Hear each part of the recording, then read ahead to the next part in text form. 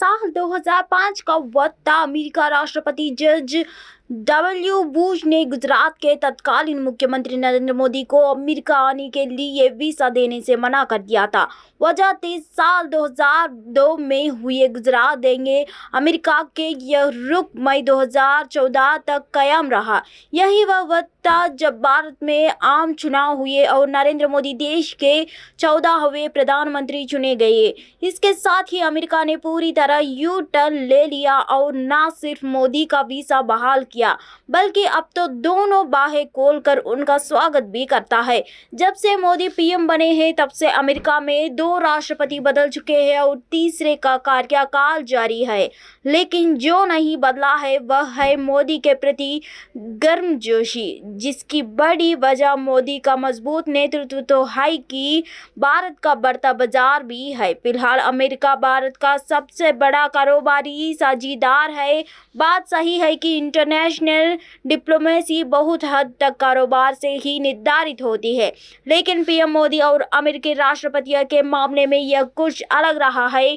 आइए जानते हैं ओबामा से लेकर बाइडेन तक मोदी की केमिस्ट्री कैसी रही है। सितंबर 2014 में जब ओबामा के बुलावे पर पीएम मोदी वाशिंगटन पहुंचे तो ओबामा खुद उनकी अगवानी के लिए गेट पर आए और गुजराती में पूछा, केम छो। यही से दोनों के बीच ऐसी केमिस्ट्री डेवलप हुई जिसकी वजह से दोनों देशों के रिश्तों के नई ऊंचाई मिली। भारत को न्यूक्लियर सप्लायर ग्रुप की सदस्यता दिलाने में ओबामा का अहम रोल रहा।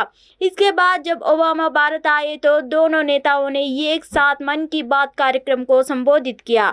इसके बाद दोनों के बीच हुई चाय पर चर्चा ने भी खूब सुर्खियां बटोरी। इसी दौरान इलाहाबाद, अजमेर और विशाखापत्तनम में स्मार्ट सिटी डेवलप करने का भी समझौता हुआ। मोदी और ओबामा हर मंच पर एक दूसरे को गहरा दोस्त बताते हैं। प्रयागराज में माफिया अतीक अहमद और उसके भाई की हत्या के बाद भी उसके गैंग का कैफ कम होने का नाम नहीं ले रहा है। धूमनगंज में प्रॉपर्टी डीलर से 50 लाख की रंगदारी मांगने का केस दर्ज होने के बाद एक बार फिर से उसका गैंग सुर्खियां में आ गया है। अतीक की हत्या के बाद भी पुलिस उसके गैंग पर हाथ डालने में नरमी बरत रही है। लापरवाही की हद ये है कि पिछले 5 सालों में पुलिस अब तक अतीक के शार्प शूटरों को संपत्ति तक का पता नहीं लगा पाई है, जिसकी वजह से गैंगस्टर के मुकदमे में कार्रवाई अटकी पड़ी है।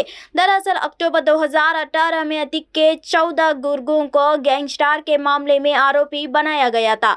इनमें से 3 शार्प शूटरों आबादी प्रधान, फरहान व जुल्फिकार उर्फ तोता का नाम भी शामिल है। ये मुकदमा तत्कालीन इंस्पेक्टर गुमनगंज संदीप मिश्रा की ओर से दर्ज कराया गया था। इंस्पेक्टर द्वारा दी गई तहरीर में लिखा था कि इस गैंग का लीडर अबीद है। इस गैंग के सभी सदस्य अतीक अहमद के करीब है कि और ये संगठित गिरोह की तरह काम करते हैं। इस मुकदमे की जांच सिविल लाइंस थाने के तत्कालीन इंस्पेक्टर रविंद्र प्रताप सिंह को भी दी गई थी। फिल्म आदिपुरुष ने भले ही कमाई के मामले में 3 दिन के अंदर ही रिकॉर्ड बना दिया हो, लेकिन इसको लेकर जारी विवाद थमने का नाम नहीं ले रहा है। आम आदमी पार्टी के राज्यसभा संजय सिंह ने इस फिल्म को लेकर एक बार फिर बयान दिया है। उन्होंने फिल्म की भाषा और प्रस्तुतिकरण पर गंभीर आपत्ति जताते हुए कहा कि जब भगवान श्री राम का अपमान करने वाली फिल्म पास हो रही थी तो क्या वाजपेयियों का सेंसर बोर्ड बांग कर सो रहा था।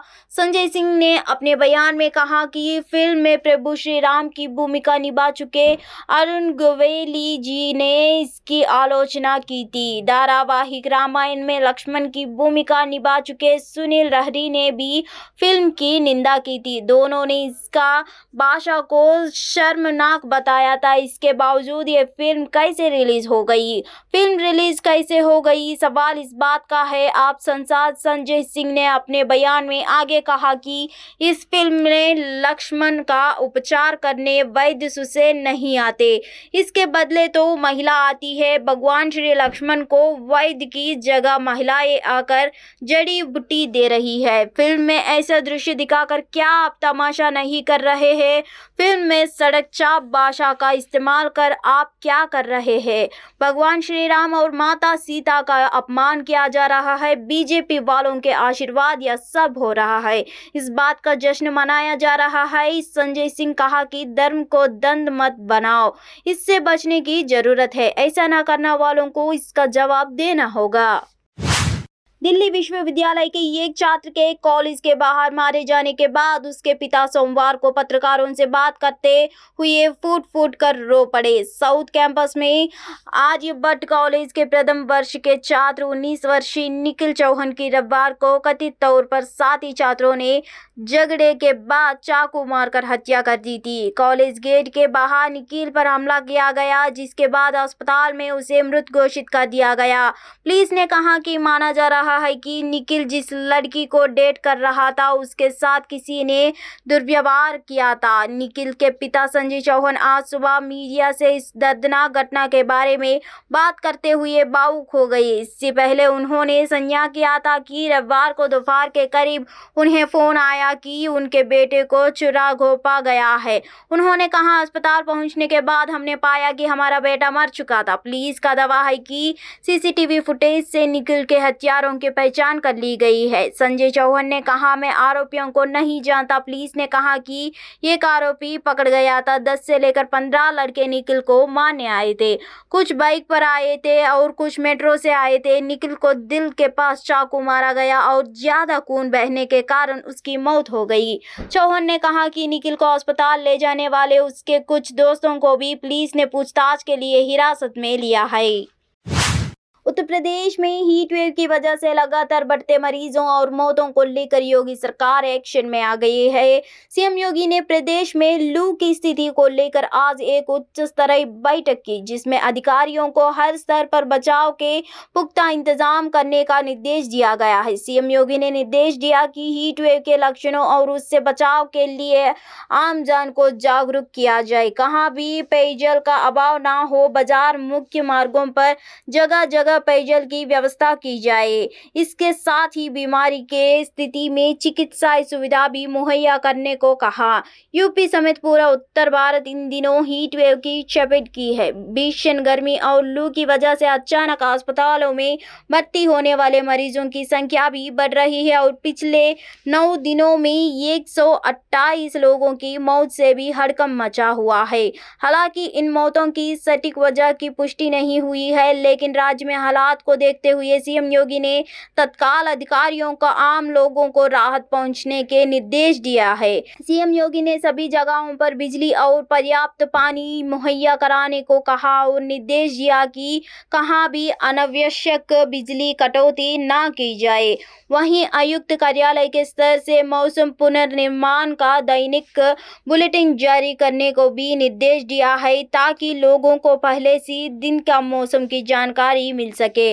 प्राणी उद्यानों या अभयारण्यों में जानवरों के लिए हीट वेव एक्शन प्लान का प्रभावी क्रियान्वयन, उनके चारे और पानी की उचित व्यवस्था के आदेश दिया गए हैं। गौशालाओं में पशुधन के चारे और पानी की उचित व्यवस्था की जाए।